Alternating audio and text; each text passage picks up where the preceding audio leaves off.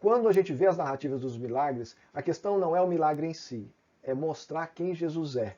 E ele é Senhor e ele é Deus. E isso fica muito claro na narrativa dos milagres. Não tem nenhum problema, não tem obstáculo, não tem adversário, nada impede Jesus de fazer o que ele quer.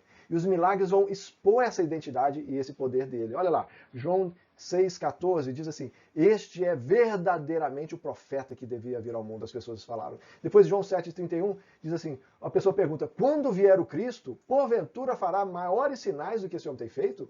Então as pessoas estavam questionando, será que ele é o Messias? Será que ele é o Cristo? Cristo e Messias são a mesma palavra, quer dizer, ungido. Será que é ele? Mas porventura, será que alguém pode fazer mais do que esse homem está fazendo? Lucas 8,25 já vimos.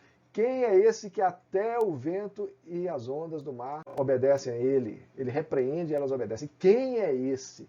Então, essa pergunta está ecoando. E Mateus 14, verdadeiramente és filho de Deus. Então, são as exclamações que acontecem quando Jesus vai fazendo seus sinais e seus milagres. Mas também os milagres vão mostrar que esse Jesus, ele é o Messias prometido lá no Antigo Testamento. Há uma conexão direta, como vimos em aulas anteriores, de Jesus, daquilo que ele está fazendo com o Antigo Testamento. E aí, por exemplo, Lucas 7,21, curou Jesus muitos de moléstias e de flagelos e de espíritos malignos e deu vista a muitos cegos. Esse texto é um texto que está ecoando, já vimos, Isaías. Está ecoando não só Isaías, outros profetas também que vão mostrar que o ministério do Messias prometido lá no Antigo Testamento está se cumprindo em Jesus Cristo. Outra questão em relação a Jesus como centro dos milagres está no seu próprio caráter. Os milagres e a forma como os milagres acontecem, a motivação de Jesus, explicita a questão da sua compaixão, da sua misericórdia, do seu amor para com o povo. Várias vezes isso acontece. Por exemplo, Mateus 9,36. Vendo ele as multidões, compadeceu-se delas, porque estavam aflitas, exaustas, como ovelhas que não têm pastor. Então ele se compadece das multidões. Mateus 14,14. Desembarcando, viu Jesus uma grande multidão, compadeceu-se dela e curou os seus enfermos. Ou seja, o motivo, a motivação dele parar e curar os enfermos daquela multidão foi de compaixão.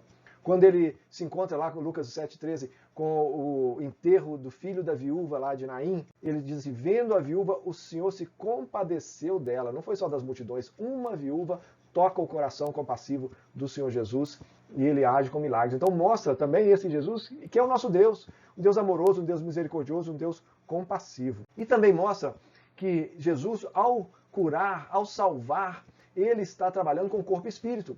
Tem vários textos que vão mostrar que Jesus, quando fala assim, olha, vai que a tua fé te salvou. Esse termo salvou tem a ver curou também. Tem algumas versões, algumas traduções da Bíblia que vão falar assim, a tua fé te curou. Outras versões vão falar, a tua fé te salvou. Então salvação e cura são coisas que caminham lado a lado quando a gente pensa no reino de Deus. Então, porque os milagres, eles vão anular o resultado do pecado. Qual foi o resultado do pecado? Morte, enfermidade, a criação entregue a esse cativeiro, como diz lá em Romanos 8. E Jesus, ao pregar o evangelho e ao curar, ele vai desfazer, através das curas e dos milagres, essa ação do inimigo e essa ação do pecado sobre a terra. Por si só, os milagres, eles não vão provar a divindade de Jesus. Tem gente que fala assim, olha, Jesus era divino, Jesus era Deus, porque ele fazia milagres. Não é bem assim, não é só isso. Por quê? Outros fizeram milagres, os apóstolos fizeram milagres. Os apóstolos, eles fazem milagres e as pessoas querem adorar Paulo, querem adorar Pedro. Ele fala assim, não nos adorem, nós somos homens como vocês. Mas Jesus não faz isso. As pessoas são curadas, adoram Jesus e Jesus recebe a adoração, porque ele era Deus. Então há uma grande diferença aí. Então por isso que a gente diz que o milagre por si só não prova a divindade. Mas a forma como Jesus age com o milagre mostra que ele não era só homem, ele era também Deus. Porque ele recebe a adoração depois da cura e a forma como ele fala, a forma como ele se mostra como filho do homem, como Messias, mostra que ele era muito mais daquilo que as pessoas estavam vendo ali. Bom, e por fim, uma das coisas que a gente vê Jesus como centro é que os milagres vão testificar dessa chegada do reino. Já falamos um pouco sobre isso. Mas quando a gente fala da chegada do reino, a gente está falando da chegada do rei. E os milagres vão mostrar que sim, o rei chegou. Jesus é esse rei e o reino o acompanha. Todas as profecias do Antigo Testamento que falavam da vinda do Messias, falam da vinda de Yahvé. O próprio Yahvé viria para colocar todas as coisas em ordem. E os milagres fazem parte desse colocar todas as coisas em ordem. E Jesus é o próprio Yahvé. Ele se identifica com o Yahvé do Antigo Testamento para mostrar que sim, ele é esse rei, e se ele é o rei, o reino está presente. E apontam também para essa obra redentiva do Messias. O que é a obra redentiva? A obra redentiva final, ou seja, qual que é o estado futuro da humanidade? É esse, um estado sem pecado, ele fala, os seus pecados estão perdoados, e ele vai morrer na cruz por isso, sem doença, ele cura as pessoas, e sem morte, ele ressuscita as pessoas.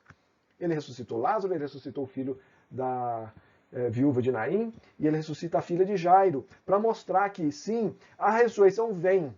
E ele, ao ressuscitar, depois da morte na cruz, ele começa a nova criação, e essa nova criação vai se completar lá no futuro, quando ele voltar. Mas, até lá, ele vai mostrando o que é isso, e os milagres vão fazer parte disso. Essa criação redimida, livre do cativeiro, pronto. É isso que ele está mostrando com os milagres também. E se o reino chegou, essa é a pergunta final que eu quero deixar, é a pergunta que os evangelistas deixam para a gente também. Se o reino chegou, de que lado nós estamos? Não tem muro para a gente ficar em cima quando o assunto é reino de Deus, reino das trevas. A questão é, qual reino nós queremos, de qual reino nós queremos participar?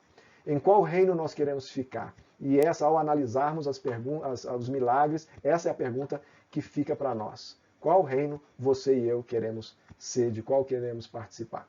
Pronto, chegamos ao final dessa nossa aula, rica, não é não? Material riquíssimo.